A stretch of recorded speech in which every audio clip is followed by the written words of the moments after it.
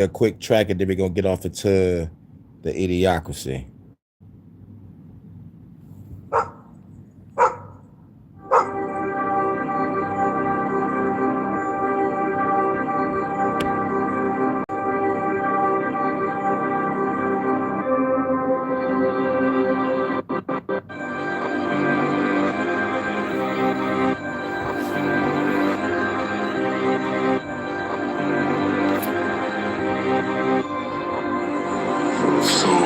Huh? Won't be no water in a new world. Child of the ghetto, I was raised by a cruel world. Life is a bitch, but I just bought her some new pearls. This bitch hold 100 in the clip. She my new girl, yeah, and she my dog, she my dog. If I feed a bullet, she gon' be walking all night long, yeah. And I'm a dog, I'm a dog. She only hit my line when she want a pussy dog, huh? With my dogs, where you at, Mr. Fuck the government? That's my dog. Where you at? That's my dog, that's my dog. That's my dog, yeah. That's my dog, smoky voice. Sovereignty, my only choice. Will sell my soul for no invoice. I call silence holy noise. See, my demons got some toys. The abyss in my eyes, witness the void. I'm ready to die, nigga. You can live like a goy. In the spirit realm, I'm undefeated, feel like Floyd. The devil tried to buy my soul, I know that boy annoyed. Full tongue crash out, don't ask where I'm employed. Don't ask me, nigga. I'm a dog, I'm a dog. This bitch hold 100, can't even fit in my drawers. I'm a dog, I'm a dog. Yeah, low-key, that's my dog. I'm the load up the chopper, knocking brains on the wall. Yep. Low-key, that's my dog. About to load up the chopper, knocking brains on the wall, bitch. No regard, gotta send it off like a motherfucking rocket. Yeah, bitch, you taking off. I'm a dog, yeah, I'm taking charge. I'll rip your ass apart if you step into my yard. I'm a dog, yeah, I got a bar screen, fuck the government, yeah, and all of y'all. I'm a dog, see you looking soft, y'all want a club banging this ain't that type of song. It's a murder, gotta call it bloody murder. My dog's hungry, now your people getting nervous. Picture perfect, pull back the iron curtain. It's not a civilization here, it's a prison circus. Now you're running, Bloomington 1100. Got some money, shit cost 700. Get the bussin', pop a cow in the stomach. Pop the witnesses, we ain't saying nothing.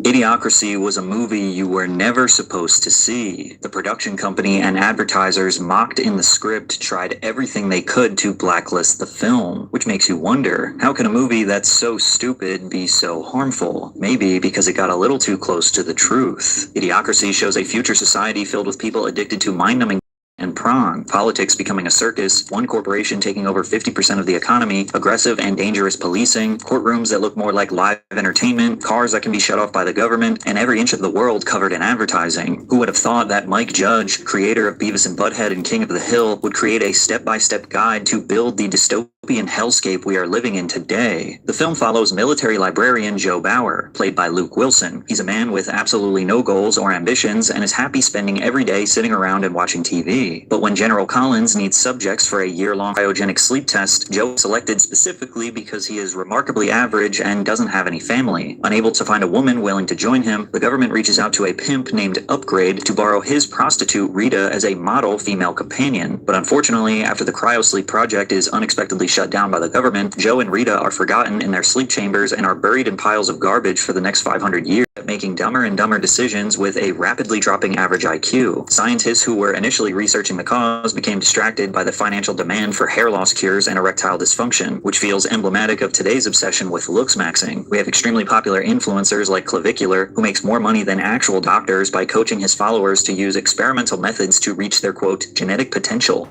Or Brian Johnson putting dollars of research into de-aging his And just like Idiocracy, the growing demand for vanity procedures is skyrocketing. Getting a hair transplant used to be exclusively for the ultra-wealthy and celebrities. Now the number of procedures is growing exponentially, with the market size expecting to reach over $50 billion in 10 years, meaning some of the greatest scientific minds of our generation who could have been working on a cure for cancer, Alzheimer's, ALS, Parkinson's, or dementia might instead end up chasing the next breakthrough in hair restoration, because that's where the money's at. But when Joe Bauer is released from cryosleep after the Great Garbage Avalanche of 2505, the first person he meets is Frito Pandeo, played by Dax Shepard, and he's essentially the living embodiment of everything that's gone wrong with humanity. Frito's name literally translates to stupid bag of chips. He sits in a massive lazy boy chair, drinking some mysterious liquid through a straw, about a foot away from a massive screen filled with a dozen windows of content, with the largest one playing a show called Ow, My Balls, where a guy just repeatedly gets hit in the nuts. The chair even has a toilet built in it so he never has to get up. And while some people literally have these exact multi-screen setups with chairs that don't even require them to move their head, Frito's stream of content feels eerily similar to XQC live streaming to tens of thousands of viewers playing Subway Surfers and already similar to XQC live streaming to tens of thousands of viewers playing Subway Surfers, an already hypnotic game, while displaying 5 different videos, all with audio, and blasting electronic music on top of that to ensure the viewer's dopamine is spiked for hours. What the hell's he doing? He's crushing. Snooze bomb! And although this isn't something XQC regularly does, the demand for us to constantly be entertained by screens has reached all-time highs. Pew Research estimates that the typical home already has an average of 17 screens. To put it in perspective, the number of household devices was 8 in 2015. That number has more than doubled in a decade. And as a result, the average American spends 7 hours per day looking at a screen, meaning people, on average, spend more time looking at screens than they do sleeping. But when Frito isn't watching mindless content, he's trying to get his rocks off. Go away, Baton! Idiocracy might actually have a less emphasis. Biting. Whoever's in here, making sure y'all hit the like button. Stop lurking. Hit the like button. I know everybody else probably online talking about bullshit. They got faggots and pedos on platforms and shit. Nobody saying nothing. Everybody joking, trolling, and bullshitting. We on some real shit over here. Stop lurking and hit that like button. Share out the video. But if y'all just popping up, good to see you. But I hate lurkers. Hit the like button or say what up. Or in the words of Martin, get to stepping. But shout out to everybody watching. Shout out to everybody coming through. Make sure you hit the like button on the way in or the way out. This is going to be a quick video, so you might as well do it now. I got 20 minutes left. Let's go. 20 minutes. Only got 20 minutes. Do what I got to do. Telling you some shit about a fucking movie named Idiocracy that y'all should have paid attention to when it came out. But I covered this many times about what's going on with Idiocracy. The motherfucking procedure that was at the beginning of the movie, they doing that study. So I'm like, we are at the beginning of Idiocracy right now. Like us right now, here in this day and age, if they did that study at the beginning of the movie now in real life, then we're fucked. This is pre-Idiocracy. So this is why the title say Idiocracy is real, because we're living in it. And another thing, which I keep on pointing out, if half of this country read at a 6th grade level and below, what the fuck does that tell y'all? This is why I'm getting the fuck about this country. I will be chilling with a lady in another country because it's going to be 7 out of 10% chance if I was to meet somebody now, a bitch is either can't fucking read, or they caught up in religion, or they caught up in the government, or they on fucking drugs. Self-sabotaging, selfish, stubborn, and they want the bad guy. They want someone to argue with them, fuss and fight with them, and go upside the head. I'm sorry, I can't do that. I'm out. I can have this country. If this country gonna turn into this, I'm out. But look, we already there. That's the whole thing. And we about to break it down in this video. And I think I wasted 1 minute and some change talking. Damn it. All right, now y'all listen while I smoke. Make sure y'all hit that like button. Stop all that lurking shit. On sexuality than the present day. Adult content exists now on 12% of all websites and is viewed by approximately 69% of American men and 40% of American women in any given year. The industry is estimated to generate over $100 billion, with OF being one of the major contributors to that statistic. It's inescapable. Even 2 OnlyFans girls bought tickets to the NBA Western Conference Finals, sat right behind the coach, so anytime he was on the screen, it was showing their chest, which I will admit is smart marketing, but it's just an example of how content that was once in dark corners of the internet or magazines that were in the back of the store now regularly intersects with mainstream entertainment. So when watching the film, a majority of people would laugh at Frito's situation. He's a hilarious character, but the irony is that a lot of people are slowly becoming him. They watch mind-numbing entertainment designed to help them forget about their lives and responsibilities while being guided by a cursed algorithm to aggressively self-satisfy instead of focusing on achieving higher goals. In Bam! That part. That part. Consuming a shitload of unnecessary bullshit content. You know what I'm saying? So like it's like this is my content over here. Revolutionary content. Majority of the time. Other time, I'm covering news. You know, I just started putting my spiritual side online. Then you know the shit that I outside of revolution, podcasting, music, art, literature, chilling in nature, you know what I'm saying? Now I'm doing I'm showing y'all videos of shadow work and like what I'm studying. Carl Jung, Earl Nightingale, Alan Watts, Friedrich Nietzsche, Machiavelli, Schopenhauer. You know, Phil Valentine, Brother Panic, Bobby Hemmett. I'm putting that out there now, you know what I'm saying? So when you come to my motherfucking channel, you can be like, I have a different variety of shit. You may not like my Fuck the Government podcast because y'all might love those fuckers. I also got Sunday Hood Service where I deconstruct Christianity. I got music, professional, and parody music. I have a podcast with a co-host called Cloak and Dagger Podcast with a co-host named Ocean Dweller. Shouts out to her. You know what I'm saying? I got all around content, celebrity reviews, TV show reviews, and my top 15 countdown. So I have a lot of shit to choose from. You know, but most importantly, I try to be real, be true to myself, and give y'all some content and be out. And also trying to make my shit mind numbing or motherfucking, you know, I'm trying to make sure y'all learn something.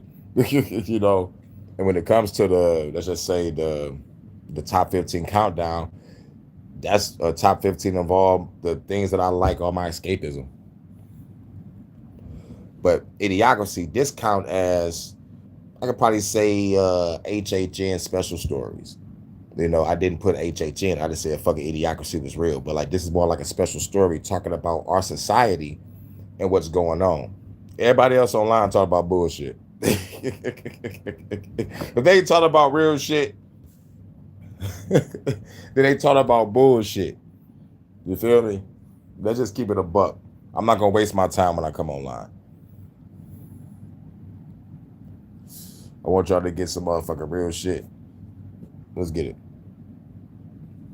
Democracy, hyper-consumerism has taken over the world. Advertising has become so deeply integrated into society that many people have stopped distinguishing between what is an ad and what isn't. Most people have literal brands as a part of their names like Mountain Dew, Frito, and BMW. The city-sized Costco is so large that people basically live inside of it and use a train to get to different locations to constantly buy more things. When Joe enters the building for the first time, Frito admits that he got his law degree from Costco and it's considered prestigious. Even the single-use shirts and pants that everyone in Idiocracy wears every day to avoid washing clothes have brands on them like they're about to race on a NASCAR track. And while it looks bold and stupid in Idiocracy, if you were born after 1995, odds are you've never spent a day ad-free in your entire life. At present, people see roughly 5,000 ads per day. There are 5.3 trillion display ads showed online every year. On average, children see 20,000 30-second commercials each year. Adults see an average of 2 million of those on a yearly basis. When Joe is he is throwing out stats right now. Let's go back just in case y'all didn't hear it in the back. I see people coming in. Make sure y'all hit the like button. They're about to race on a NASCAR track. And while it looks bold and stupid in Idiocracy, if you were born after 1995, odds are you've never spent a day ad-free in your entire life. At present, people see roughly 5,000 ads per day. There are 5.3 trillion display ads showed online every year. On average, children see 20,000 30-second commercials each year. Adults see an average of 2 million of those on a yearly basis. When Joe is thrown out of Frito's apartment, he still can't fully believe what he's seeing. He's stumbling over trash and attempting to seek help from people, but all anyone can do is mock him for speaking intelligently, which, keep in mind, he's just speaking normally. Joe was able to understand them, but when he in an ordinary voice, he sounded pompous and to them. He convinces himself he's hallucinating from the hibernation drugs and makes his way to St. God's Memorial Hospital. And yet when he gets there, the place looks more like a sketchy fast food restaurant on the edge of Las Vegas with slot machines, failing technology, and covered in grime. Slot machines at the hospital feels like the modern equivalent of sports betting apps. Gambling used to require an actual trip to a casino. Today, it lives in your pocket. You can literally place wagers from anywhere in the world. And I'd imagine that people do it in hospital waiting rooms or doctor's offices. When Joe gets the chance to describe his symptoms to the nurse, she just stares blankly and holds her finger over a number of stick figures on colored buttons, which looks like a kid's toy that teaches toddlers to recognize colors and shapes, or like a modern fast food menu that allows you to simply touch the picture of the food you want. In Idiocracy, the healthcare system was so desperate to make things easier that every interaction is now automated. From the front desk to sharing information with the primary care physician, everything is so ridiculously simplified that a child can do it. And while today we're not quite pushing cartoonish buttons yet, this doesn't mean that hospitals and medical professionals are immune to cutting corners. There are now surveys reporting that some doctors are turning to AI tools intended for non-clinical uses to make clinical decisions. It's also That means on that scene in Idiocracy when the nigga went to the hospital and the girl was just looking off in the fucking wind like she was a dude, and she was having her finger hovering over a button to find out what the fuck is wrong with the motherfucker. Sooner or later, it's gonna be the AI doing it. It's a wrap. It's a fucking wrap. If the hospital is going AI routes, like all they gotta do is just fuck up one time on, on a serious case. They're trying to put robots in the hospital too. Y'all put a motherfucking robot in a hospital doing surgery and it fucks up. What y'all gonna do? They're gonna lock up the robot? Oh yeah, I forgot. I think y'all make a person sign some type of form, like just in case they fuck up, huh? However the game go, that the hospital ain't shit. They're a bunch of fucking death dealers, and some of them bitches got underground motherfucking spots where they experiment on people and they kidnap people. Yeah. There is no allegedly. This shit is fucking documented. Fuck the bullshit. I'm not saying allegedly. These motherfuckers are actually doing this shit. It's all documented. Yup, they still finding spots, getting raided, hospitals, morgues, and shit. Fucking morgue, man. And like other places that motherfucking take care of bodies on people's deaths and shit. There's families out there that's like, goddamn, I can't even trust the morgue with my motherfucking loved one's dead body, because they out here taking organs and shit. We don't even know if the motherfucker's really in the casket and shit. Crazy work. A family just going there giving their heart and soul and their grievances to a person that could not even be in the goddamn casket. That's some grimy shit. Not only is some grimy shit, but it's disrespectful to the dead. Disrespectful to the family. Death is big business if they motherfucking out here harvesting organs and shit. Shout out to Low Key. What up, though? Man, that track fire like a motherfucker. Yeah, but I played it before I started the live. We at the part where he make it to the hospital and the bitch looking retarded. Yes, I said retarded. Hovering over the motherfucking buttons and shit. Just trying to figure out what's wrong with the motherfucker. And it's connecting with, there's a survey of certain hospitals that's trying to go the AI route. And, okay, if they fuck up with somebody on a serious note, who's getting sued? Or because I want to test out some AI. I think that's the wrong place to test out AI, in a fucking hospital. Are y'all fucking stupid? We need people monitoring paperwork thoroughly. Bad enough, we got to worry about doctors motherfucking having these incentives on injecting motherfuckers with poison. Bad enough, we got to deal with, oh my fucking God. I hate this shit. But yeah, we are at that part now. But shout out to Low Key. For the first time, we see that this alternate future doesn't prioritize drinking water, which is honestly the most insane part of the movie. Drink water. Instead, the water fountains dispense a sports drink called Brondo, which is basically just a parody of Gatorade. And when Joe asks the medical staff for actual water, they just laugh at him and wonder why he wants to drink the stuff that goes into the toilet. Brondo is touted as this magic solution to everything because it, quote, has electrolytes. Brondo's got what plants crave. It's got electrolytes. And electrolytes just so happen to be one of the buzzwords Logan Paul and Mr. Beast repeatedly used when marketing Prime and Lunchly as healthier alternatives. More electrolytes. Lunchables, yes. Hundreds of millions of units. Their product, 80 less calories, 60% less sugar, more electrolytes. So they're advertising that more electrolytes are good. And that is the fundamental It has electrolytes. problem here in the lack of misunderstanding with electrolytes and hydration that has frankly gotten out of control with just this electrolyte hydration beverage market. Another small... That motherfucker said electrolyte 6 times in that motherfucking shit. God damn, it has electrolytes. I told you, we are here. This is the beginning of Idiocracy. We are here. I listened to this whole video.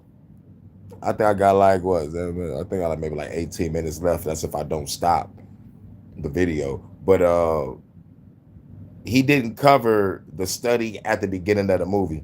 I'm glad I covered it at another live I did. I think it was an HHN discussing, you know, how real Idiocracy is because we're doing the shit from the movie, you know, when it comes to the study. And then fast forward, I did a live discussing on how half of the fucking country read at a 6th grade level or below. So I'm like, if that don't tell a motherfucker anything, I don't know. They're gonna be rolling around dealing with a bunch of dicks. I'm out this bitch. I don't give a fuck how long it takes for me to save up money to get the fuck up out this bitch. If I, man, yo, it is what it is. I ain't gonna motherfucking, you know, I might put my life on the line. I might have to motherfucking rob a plug or rob a bank. Allegedly, I ain't gonna do that shit. But shit, I want my getting the bag of weed though. Get a bag of weed, sell that shit. I got one blunt left. Let's get through this shit. Detail in the film is that at one point, Joe is standing in a room with wallpaper made entirely out of dollar bills, which is symbolic of the currency becoming so worthless that it's more useful as decoration than actual money. While we're obviously nowhere near that point, Americans have watched the purchasing power of the dollar decline noticeably in recent years. Since 2020 alone, consumer prices have increased by roughly 25%, meaning what cost $100 just a few years ago now costs about $125. Put another way, a dollar today buys you only about 80% of what it did at the start of the decade. All it takes is a few major economic mistakes and we'll be decorating our walls with worthless money. One of the more subtle dark realities in Idiocracy was that everyone on Earth has a barcode tattoo for transactions, identification, and to digitally track where they are at all times. Without one, Joe is labeled as unscannable and immediately becomes a wanted man, running around a collapsing civilization suffering from a deadly drought that's killed all the crops and a devastated economy with a hyperinflated currency. The stupidity of it all is really funny, but it's hard to not notice how close we are to similar circumstances. For example, payment implants are already being widely considered by countries all over the world. Payment implants are already being widely considered by countries all over the world. According to BBC, a 2021 survey of more than 4,000 people across the UK and the European Union found that 51% would consider it. It doesn't take a genius to see how this could become a massive security issue for everyone. One day the chip implant is for our convenience, and the next it's telling us we can't leave our city after an unpaid parking ticket. Plus, our phones are already acting as a version of the barcode system anyways. It's arguably worse. It knows where we are. And another motherfucker thing, I don't think any type of fucking chip, metal, anything should go into your body. I don't think none of that shit should happen. Now, all right, if you fuck yourself up and you need a knee replacement, you got to get a metal knee, understandable. But they say like over time, you got to get the shit checked. If you don't, you're going to motherfucking, might have to motherfucking have no fucking leg. So it's like, yo, I don't think we supposed to have any fucking metal. And if there is going to replace a limb, Like let it be something that don't go inside your body, but like something that can just be clamped on and probably a shot that's inside of the shit that could probably go to your brain to help you think about walking and it'll help you walk. I'm just trying to find a safer way to help, amputees, or or a safer way to help somebody that gotta have, oh my God, it's like the one that gotta have the pacemakers and shit, a replacement heart, you know, and I say, metal shouldn't go on somebody's body, but like if you bring somebody back with a, like with an artificial heart, that's a good thing. But at the same time, over time, you could fuck yourself up. Like, or the pacemaker will fuck you up. I'm not really sure. Like the mechanisms of the shit, but my question is, how do they make it compatible with the body? I need to study that. I need to watch a surgery on, like how they put metal in people's bodies to motherfucking help them. I need to find out that, because maybe I can find a way to motherfucking really truly help out on like in a safer way. God damn, now Hurricane about to really become a fucking doctor. But it's wild. Are, where we have been, who we talk to, what we are talking about, what we buy, what we search for, and what we are interested in. But like now they talking about the chip, or the or the barcode or the scanner. If they put this chip in our body, how we don't know that the shit gonna fuck with our bloodstream? How we don't know if the shit gonna make us sick? How we don't know if the shit gonna go to our brain and give us an aneurysm? So say like we gotta be careful what we motherfucking put in our bodies. Difference is the citizens of Idiocracy were forced to carry a tracking device. We buy ours for more than $1,000 and upgrade it constantly to make it easier and more efficient for it to control us. But where Idiocracy really feel unsettling is its portrayal of government, because it was supposed to be a completely absurd exaggeration of what a dysfunctional society might look like, and yet a lot of it feels not that far from reality. After running around the city and learning more about the imminent collapse of human civilization, Joe Bauer is taken to trial to face the crime of being unscannable. The police are like cavemen in riot gear, and they pepper spray Joe while being completely detained and not a threat to them whatsoever. It only gets more ridiculous when he's placed in a large human-sized cage before being thrown into a courtroom, only for his defense attorney to be Frito Pandeo. The courtroom is not filled with respectful spectators, but more like a manic mob of sports fans tuning in for some drama. One of them has a large bike helmet with a camera mounted on, recording his point of view, which is essentially the modern equivalent of Meta Ray-Bans. The judge has a spotlight pointed on him as if it's one big theatrical event, and his name is the Honorable Hector the Hangman, and Joe's essentially believed to be guilty before he's able to state his case. Any effort to speak clearly is seen as a sign of weakness, and everyone cheers when he's sentenced to prison without a second thought. Again, while this seems like an exaggeration, it's not like we haven't struggled with a very similar problem. The first example would be court-appointed public defenders like Frito. They're obviously not as dumb as him, but their salaries are determined by county judges. They're less incentivized to take your calls, and they rarely have a voice in court due to being overbooked and underprepared. As far as the angry mob of spectators looking for entertainment in the movie, they might have been satisfied with the real-life fight that took place between a public defender and a judge in Brevard County, Florida. Stop pissing me off. Just sit down. I'll take care of it. I don't need your help. No, I'm a public defender. I have a right to be here, and I have a right to stand and represent my clients. If you want to fight, let's go out back, and I'll just beat you around. What the fuck?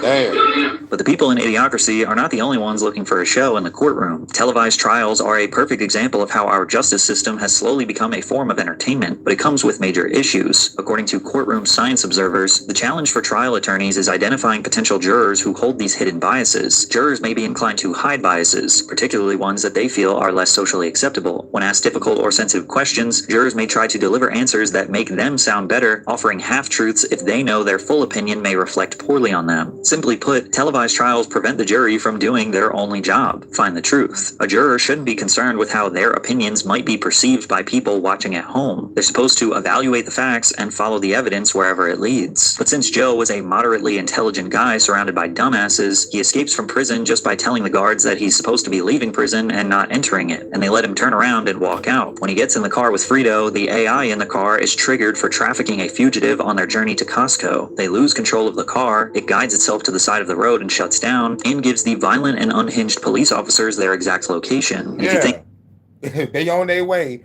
working on the cars like it shut off on our ass. He about to break it down, but I covered it on another HHN, I think maybe like a month ago or two. Like how they about to motherfucking, they snuck in some shit inside of a bill. So when they snuck it in and you read the fine print, it's like they about to have some shit that's going to scan you in your car. So for all those that drive the old school cars, you know what I'm saying? They try to say, fuck our old school shit. We got to drive a car that's chipped and that can get cut off on your ass. A car that could possibly be hacked. But if they have some shit on you and you like a criminal, your car could drive you directly to fucking prison or jail or to the courthouse or whatever the fuck. And some shit just don't start. It scans your whole body language. It's fucking crazy. He gonna explain it. This is some Black Mirror moment that could never happen. Think again, because a congressional bill was passed that will essentially allow government access to your car in 2027. The trigger for all of this sits inside the 2021, all the way back to 2021, Infrastructure Investment and Jobs Act. Buried in Section 24220 is a mandate that forces the National Highway Traffic Safety Administration to require advanced impairment drive. Said buried in the bill. That means you gotta read this shit. You gotta read the bill. Most motherfuckers don't read the bill. Right, because the bill is like 500 to 1,000 fucking pages. Motherfuckers read a little bit, but don't get to the part where this shit happens. That's what I'm saying. Like, they sneak shit in. They snuck this shit in with a bill. Technology. I love it. That's how they hide it. In your car that's sold to you here in America, that phrase sounds harmless on purpose. Here's what's coming. Cameras locked on your face, sensors tracking your eyes, software analyzing your behavior, your attention, even your emotional state. The system doesn't just look for alcohol impairment, it looks for anything it interprets as a risk. Are you tired, distracted, stressed? That's enough for the system to decide you aren't fit to drive. Joe gets tracked down by the police, but instead of going directly back to jail, he's actually brought to the Oval Office of the White House. His IQ results came back, and in Idiocracy, him having an average IQ in the past makes him a complete genius in the let's get you sworn in. in future, so they hired him to solve a major problem. He needed to figure out why none of the crops were growing, as the whole world was running out of organic and natural nutritional food. However, when they get to the White House, it looks more like a dilapidated mansion in the hood rather than the highest office in the land. The Secretary of State is like a parody of a modern influencer who promotes Carl's Jr. even in his private conversations because he claims they pay him to do it. Says who? The IQ test you took in prison. You got the highest score in history. Brought to you by Carl's Jr. Be a modern influencer who promotes Carl's Jr. even in his private conversations because he claims they pay him to do it. Says who? The IQ test you took in prison. You got the highest score in history. Brought to you by Carl's Jr. I'm the Secretary of State. Brought to you by Carl's Jr. Why do you keep saying that? Because they pay me every time I do. But in the White House is where Terry Crews steals the show. As former pro wrestler and 5-time Ultimate SmackDown champion, President Dwayne Elizondo Mountain Dew Camacho. He's a charismatic ex-adult film star and entertainer. He's not afraid to support violence and tap into humanity's dumbest instincts to get exactly what he wants. He's also not afraid to hire dumber members of his family, like his stepbrother, who is a complete idiot, yet is the official Secretary of Education. Listening to how Crews describes his character, you can tell that this silly role was still something he was deeply passionate about. I knew this guy. When I tell you, I knew President Camacho because he reminded me of my time of growing up in Flint, Michigan, in church, where you had a pastor. I forgot Terry Crews come from my state. Like, he was in Flint. Hey, yo, Terry Crews, here's an idea. Use your rich ass money that you got and help the Flint water crisis. Can you do that? Can you do that? Can you do that? We still got a fucking water crisis here in Michigan. And you from Flint. if I was from Detroit and we had a water crisis and I was a celebrity, I'm helping out every which way. I'm a motherfucker program like we're gonna have clean water. But I need to quit talking shit. I need to look up and see if Terry Crews did do something. But as far as I hear, I ain't hear shit. But what I have heard and what I have seen, a motherfucker from the community put his money together and bought like a water generator to help clean water, and within a week it was destroyed. And the person did it out of his pocket, so like it's gonna be kind of hard to motherfucker get all the money back up to fix the machine. So it's like, goddamn. But other people coming out of nowhere giving out water. Shouts out to New Era Detroit. I'm saying the group that came through gave out water and shit. But yeah, we have a fucking water crisis. Terry Crews, go help out Flint. Flint Town. Shouts out to Dayton Family. Dayton Family is a rap group from Flint. Fuck the FBI. Bootleg and shoestring. Dayton Family. Or a preacher who you knew was a hustler. You knew he wasn't telling you the truth. If you just put $5 in the box, $5 will get you what you want. But I was like, that's the guy. He's fooling America. It's honestly impossible to ignore the similarities between President Camacho and President Trump, especially considering that Trump himself has entered the WWE for self-promotion long before getting elected. I covered that. Camacho speaks in very basic sentences and simplifies massive problems with short, easy solutions, which is exactly like Trump. I will end the devastating inflation crisis immediately, bring down interest rates, and lower the cost. And that was a goddamn lie. And the lie detector test determined that was a lie. Oh! Of energy, we're going to bring those prices way down. A vote for Trump means your groceries will be cheaper. Groceries, cars, everything. We're going to get the prices down. I know Barron, with all that starving bullshit and the dust storms, and we running out of French fries and burrito covers. Yeah. But I got a solution. I got a 3-point plan to fix everything. Number 1, we've got this guy not sure. Number 2, he's got a higher IQ than any man alive. And number 3, he's gonna fix everything.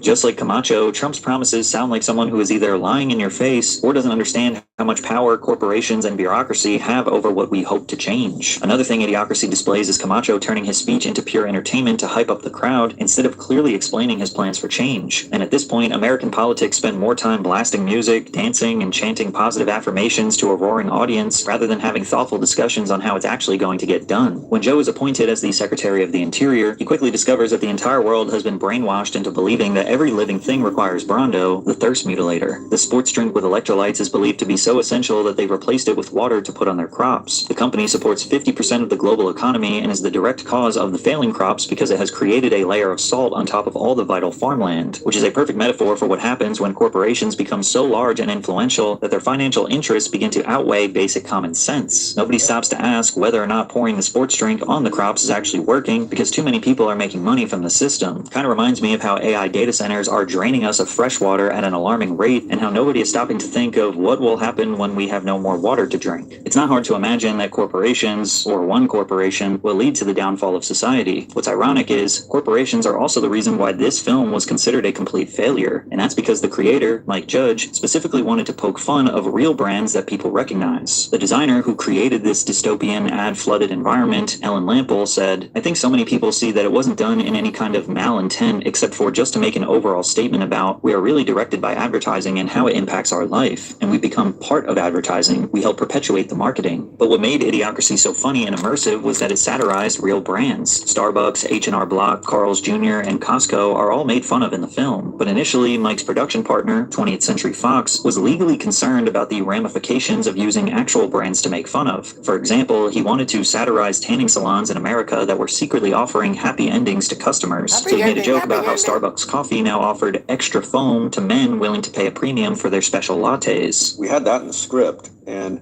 when it was in pre-production, they run it by legal. I'm going, man, I don't know how I'm going to come up with something better than the Starbucks thing, because it's not funny if it's not a known place. And so legal, an interesting thing happened. I mean, I don't know how this happened, but they said, they said no, and then they said, well, I just said, so what can it be, satire? And this, And they said, well, what would help us is if you didn't just pick on them, if it was a bunch of companies. It was like, okay. So that's how we ended up with that whole red light district in there in the movie where it's like, I think it's like H&R Block, adult tax return with release. And like, there's like a Pollo Loco or Pollo Borracho adult chicken. I don't know. And then we just did another fucking ad. Damn.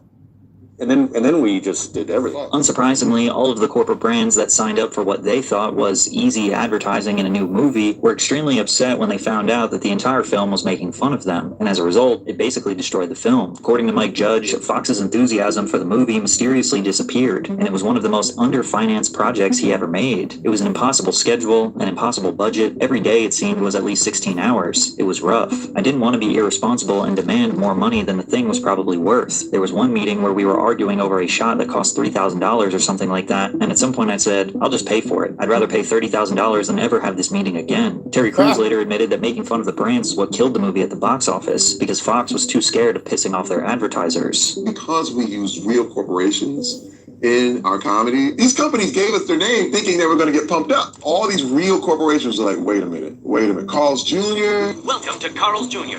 Would you like to try our extra big taco? And so Fox, who owned the company, decided we're going to release it. Come to Carl's Jr. with our extra big ass fries. In as few theaters as legally possible. So it got a release in probably 3 theaters over 1 weekend, and it was sucked out into the vortex. Sadly, Mike Judge hoped for a $30 million budget, but he only got $2.4 million. And with brief appearances in a small number of select theaters and little to no publicity, it turned into a guaranteed flop, only earning $500,000 at the worldwide box office. But this is where things get really interesting. Although corporations seemed to do everything they could to get the movie blacklisted, Idiocracy became a cult classic, making almost $10 million in DVD VHS rentals and sales within the first year of its release in 2006. And it only continues to get more and more popular with each passing year because it's so damn close to our modern reality that a dumb comedy looks more like a prophecy. What's funny and scary is that during the filming of one very specific scene, Mike Judge realized he may have not been making a prediction about the future at all. He may have just been exaggerating a reality that already existed. In the scene where Joe runs from the hospital near the beginning of Idiocracy, he finds a movie theater that is showing a film called At. It's a 90-minute recording of a man's butt. Occasionally, there's a fart or a little movement, and the people watching are engaged the entire time and find it so funny that it gets several Oscars, including Best Screenplay. But here's the scary part. When Mike Judge and director of photography Tim Surstedt set up the movies and invited 200 extras to the screening, the assumption was that this was so simple and stupid that they would have to actually tell everyone to laugh on cue. Mike said, "We actually had to shoot the At movie, which wasn't fun. They just sent Polaroids to casting people. I should apologize to them for having to do that." But according to Tim, we literally found a theater a little bit south of Austin in a suburb, and we had the film of the guys that was cinched up on their projector, and we had probably 200 extras in there. We rolled the footage and everybody started laughing, exactly as they say in the script. They thought that with something this dumb, they'd actually have to tell the audience to laugh, but it turns out they just actually broke out in laughter while watching a film called At. Judge told an interviewer, "I remember saying to Tim, what are we doing? We should just release At." In order to prevent our impending doom, we'd have to fight our own nature or selfish desires. We'd have to stop demanding maximum convenience. We'd have to be okay with being bored. We'd have to fight the urge to boost our dopamine with constant content and unhealthy foods. We'd have to embrace the suffering that makes life a little bit harder because we learned that corporations will swoop in and sell us the fastest and most addicting solution. But the sad is that we'd all have to do it together in order to make that change happen. Most people will choose short-term comfort over long-term well-being, which is why we are likely going to get to Idiocracy sooner than we thought. Mike Judge thinks we are already there. As he stated after the movie's success, "I'm no prophet. I was off by 490 years. And if watching societies collapse is your thing, people today are paying hundreds of thousands of dollars to die on Mount Everest." Check out this video to hear more about that. People paying hundreds of thousands of dollars to die on Mount Everest. Damn, I gotta check that video out. But anyway, man, shout out to everybody coming through. You know, it's a quick video. I just want to do something real quick. I thought this was interesting. And now I can delete this shit from my phone. Shit, taking up too much space. Too much motherfucking space. But shout out to everybody. This is Idiocracy Is Real. And make sure y'all watch the movie Idiocracy. Yes, the movie may have flopped because the corporations was on that bullshit, but it became a cult classic, you know. Now it became a cult classic, and now we're looking at that shit as, you know, it's shit. it's fucking reality now. Most people that's around us are fucking dumb. And plus, I don't think there's nothing wrong with people. They say they don't want to hang around nobody, because motherfuckers is dumb. Tell a motherfucker to read something, they ain't gonna read it, and then you find out the only reason why they ain't gonna read it because they don't know how to read. Come on now.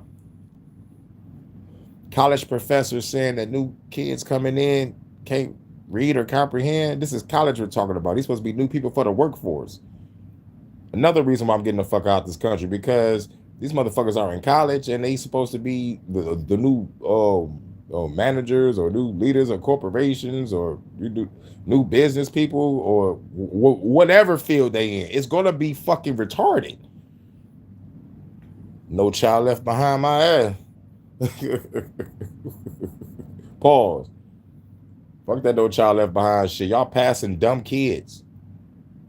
You know what I'm saying? I'm like, I have to work hard to bust my ass for mine. But nah, you could be dumb as hell. Fuck the bullshit. I'm out. I can have this country. But anyway, shout out to everybody coming through. We're going to play this new track by me and Low Key, and we're going to get up out of here. Called Dog. Gonna play this new exclusive, then we're going to get up out of here.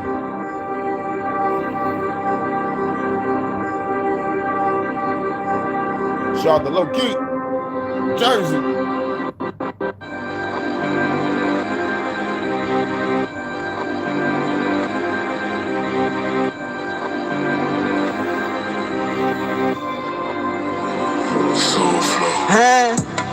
It won't be no water in a new world. Child of the ghetto, I was raised by a cruel world. Life is a bitch, but I just bought her some new pearls. This bitch hold 100 in the clip. She my new girl, yeah. And she my dog, she my dog. If I feed a bullet, she gon' be walking all night long, yeah. And I'm a dog, I'm a dog. She only hit my line when she want a pussy dog, huh? With my dogs, where you at, Mr. Fuck the government? That's my dog. Where you at? That's my dog, that's my dog. That's my dog, yeah. And my dog, Smokey voice. Sovereignty, my only choice. Will sell my soul for no voice. I call silence holy noise. See, my demons got some boys. The abyss in my eyes, boy.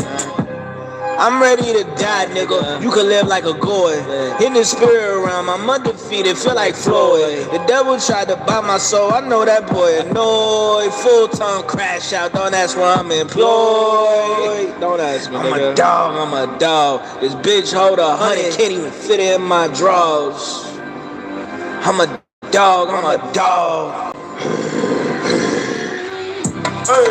Yeah, low-key, that's my dog. I'm the load up the chopper, knocking brains on the wall, yeah, low-key, that's my dog. I'm to load up the chopper, knocking brains on the wall, bitch. Know the dog, gotta send it off like a motherfucking rocky. Yeah, bitch, you take it off. I'm a dog, yeah, I'm taking charge. I'll rip your ass apart if you step into my yard. I'm a dog, yeah, I got a bar straight fucking government. Yeah, I'm killing all of y'all. I'm a dog, see you looking soft. Y'all want the club banging this, ain't that type of song. It's a murder, gotta call it bloody murder. My dog's hungry, now your people getting nervous. Picture perfect, pull back the iron curtain. It's not a simulation here, it's a prison circus. Now you're running, living 10, 1100. Got some money, shit cost 700. Get the bustin', pop a cop in the stomach. Pop the witnesses, we ain't saying nothing.